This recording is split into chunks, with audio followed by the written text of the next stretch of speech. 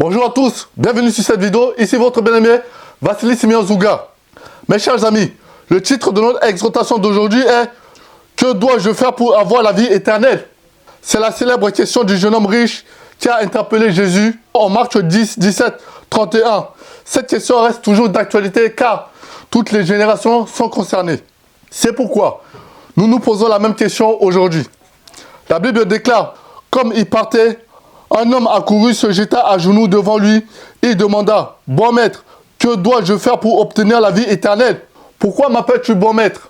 lui répondit Jésus. « Personne n'est bon, sinon Dieu seul. Tu connais les commandements, ne commets pas de meurtre, ne vole pas, ne porte pas de faux témoignages, ne fais de tort à personne, honore ton père et ta mère. »« Maître, répondit l'homme, tout cela je les ai appliqués depuis ma jeunesse. » Jésus posa sur cet homme un regard plein d'amour et lui dit, « Il ne te manque qu'une seule chose. Va, vends tout ce que tu possèdes, donne le produit aux pauvres, et tu auras un capital au ciel. Puis viens et suis-moi. » En entendant ces paroles, l'homme s'assombrit et s'en alla tout triste, car il était très riche. Point numéro 1, les obstacles à la vie éternelle. Le premier obstacle de ce jeune homme est le légalisme. Cet homme connaissait bien la loi et il avait affirmé devant Jésus qu'il appliquait la loi dès sa jeunesse. Malheureusement, cet homme ne savait pas qu'au regard de la loi, personne n'est justifié devant Dieu. Personne n'est parfait devant Dieu. Car il est difficile, voire même impossible à un homme ou à une femme d'appliquer toutes les lois du royaume de Dieu. C'est pourquoi l'apôtre Paul nous dit au Romains 3, 19, « Or, nous savons que tout ce que dit la loi, elle le dit à ceux qui sont sous la loi, afin que toute bouche soit fermée et que tout le monde soit reconnu coupable devant Dieu. » Alors, pourquoi faire la loi? L'apôtre Paul répond à cette question en disant aux Galates que ainsi la loi a été comme un pédagogue pour nous conduire à Christ, afin que nous puissions être justifiés par la foi. Frères et sœurs, mes bien-aimés dans le Seigneur, la loi est faite pour nous conduire à Christ. Malheureusement, cet homme a rejeté l'appel de Jésus qui lui a dit « Viens et suis-moi ». Cet homme estime qu'il est suffisant à lui-même au regard de la loi et refuse de suivre Jésus. Cet homme est rentré chez lui tout triste. Il fait comme les pharisiens qui connaissaient très bien la loi, mais qui rejetaient Jésus.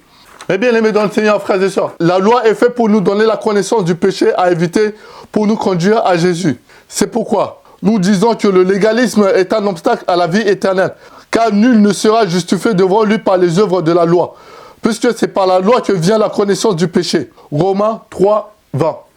Le deuxième obstacle de ce jeune homme riche est sa richesse et les biens qu'il possède, car la Bible déclare qu'il avait de grands biens.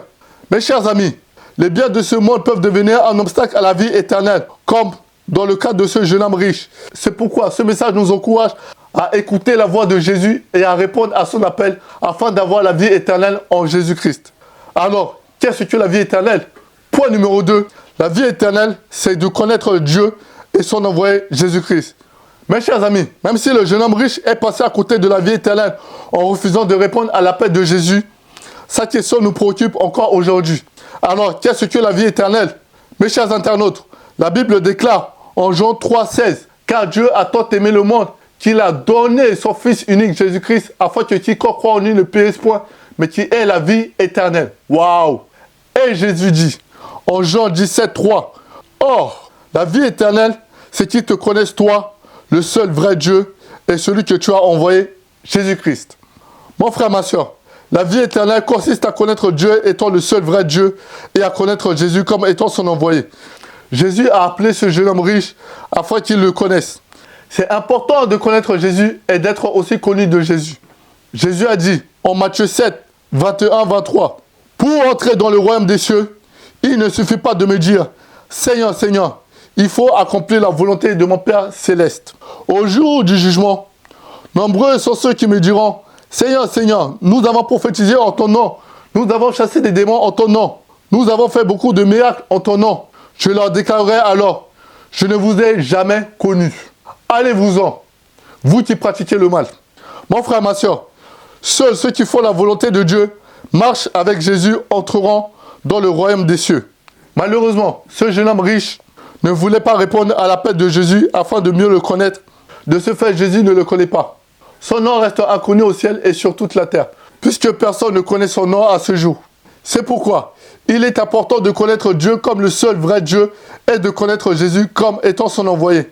En conclusion de notre exhortation du jour, mon frère, ma soeur, à notre question, que dois-je faire pour avoir la vie éternelle? Nous avons vu que la vie éternelle consiste à connaître Dieu étant le seul vrai Dieu et à connaître Jésus comme étant son envoyé. Et la question finale pour nous est, connaissez-vous Jésus? Peut-être que vous ne le connaissez pas. C'est pourquoi ce message vous encourage à accepter Jésus-Christ comme votre Seigneur et Sauveur. C'est alors que vous aurez la vie éternelle en Jésus et en Jésus seul. Que le Seigneur vous bénisse abondamment, soyez richement bénis et je vous donne rendez-vous pour une prochaine vidéo. A très bientôt mes chers amis internautes. Au revoir.